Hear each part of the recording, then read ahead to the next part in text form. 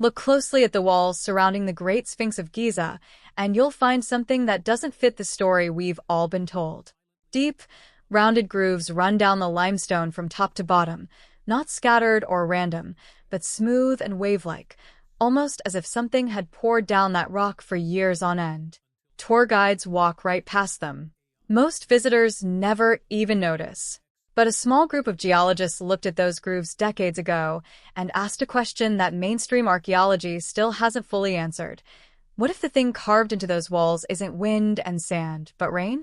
Before we get into that question, it helps to understand what history actually says about the Sphinx, because the debate only makes sense once you know what it's pushing against. The Great Sphinx sits on the Giza Plateau in Egypt, carved with the body of a lion and the head of a man, staring due east toward the rising sun. According to the accepted timeline, it was built around 2500 BC, during Egypt's 4th dynasty, under the pharaoh Khafre. The most common explanation is that when workers quarried the enormous limestone blocks used to build Khafre's pyramid and temple complex, they left behind a ridge of stone too awkward to remove.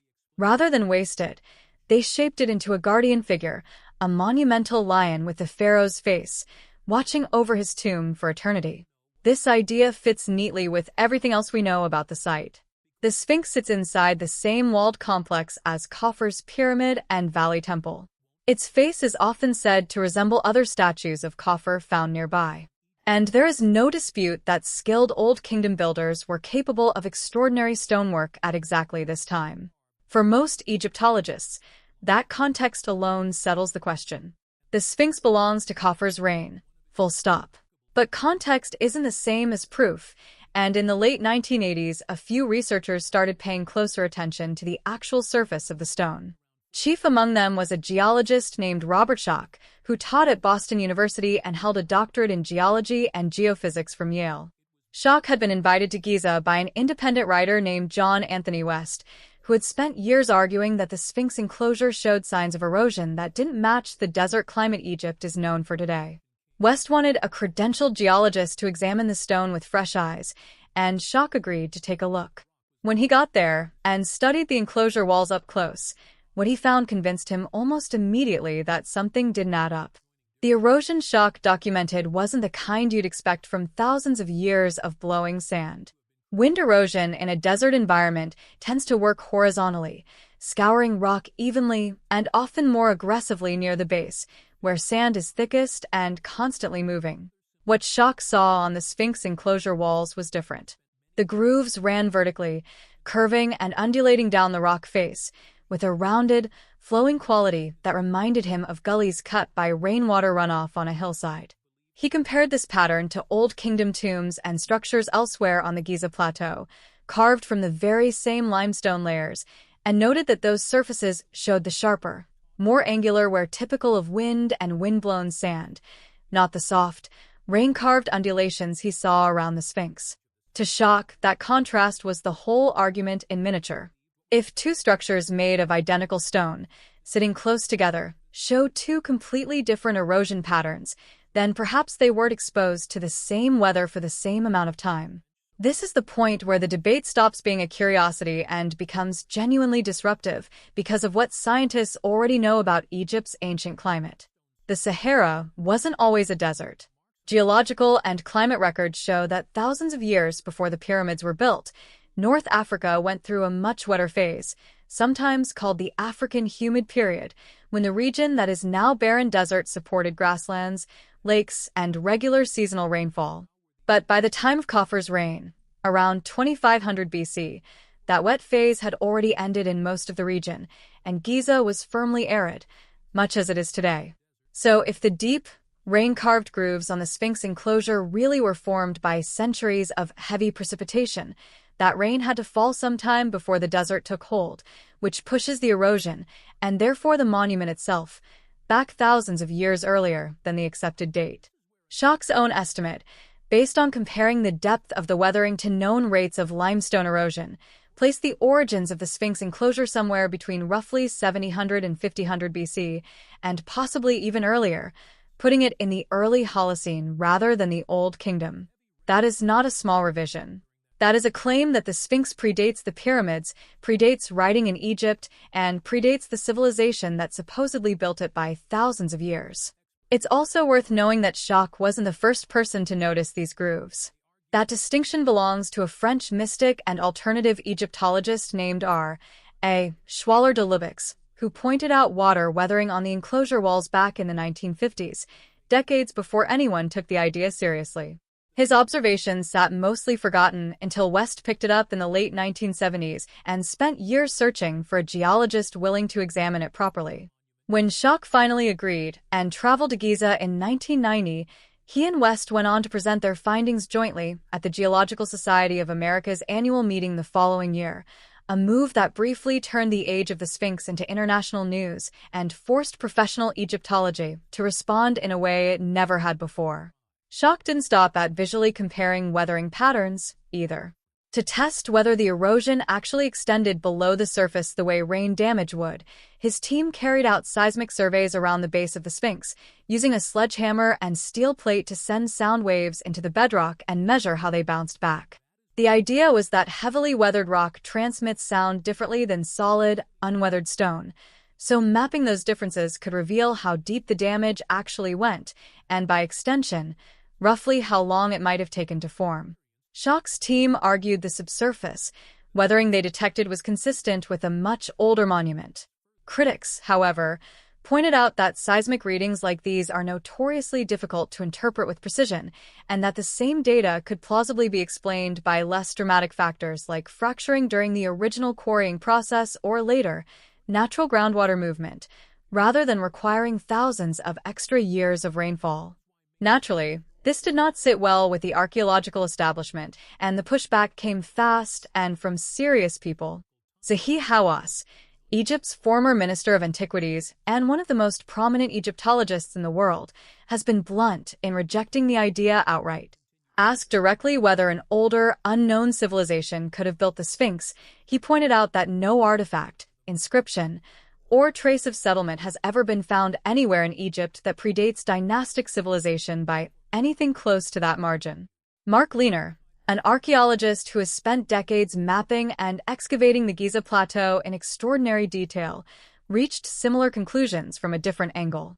Lehner and geologist K. Lal Gori led their own survey of the enclosure and argued that the erosion could be explained without invoking a lost civilization at all. Their case rests on a few pillars. First, the Sphinx isn't carved from one uniform block of high-quality stone.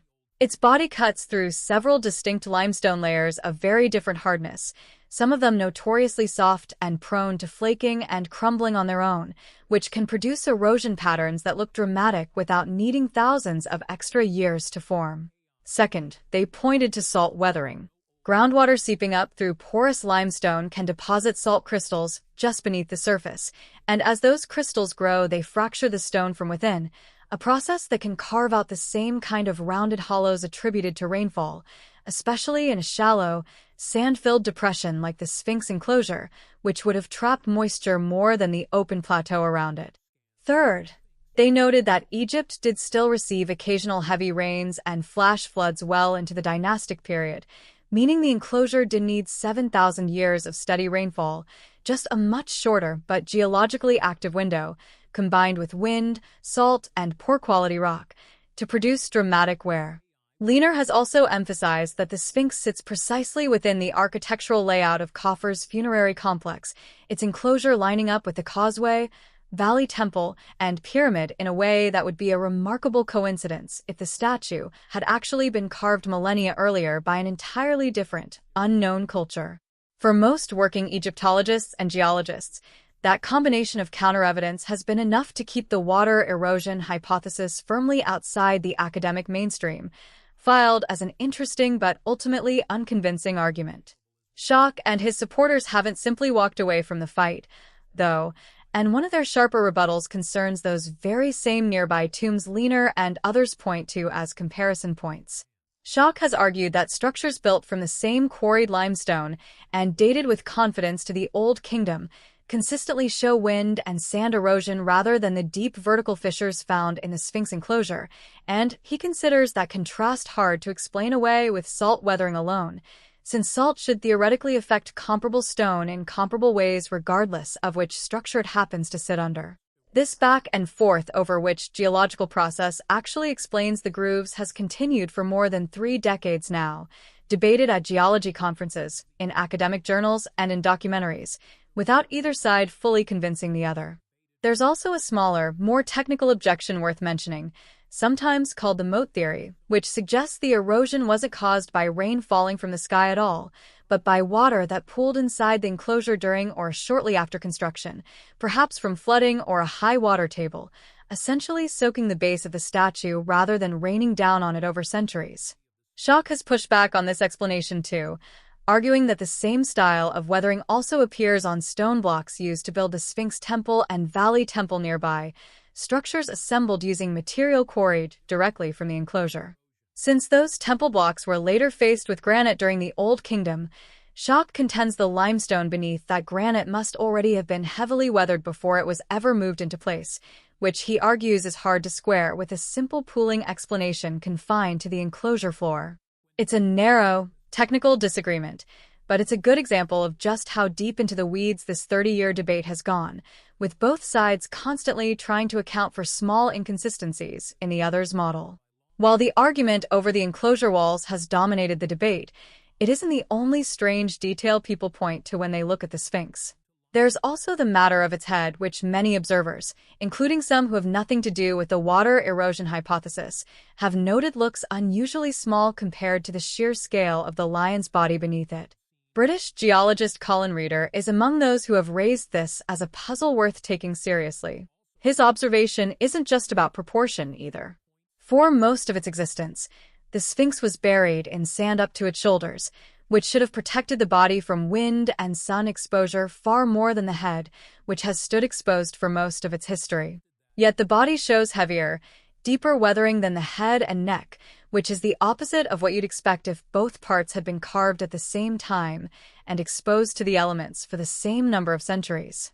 That mismatch has led some researchers to float what's usually called the recarving hypothesis, the idea that the head visible today isn't the original, that at some point in antiquity the monument's head was reshaped, most likely to bear the likeness of a pharaoh, from something that may originally have looked entirely different, possibly a full lion's head, or another creature altogether.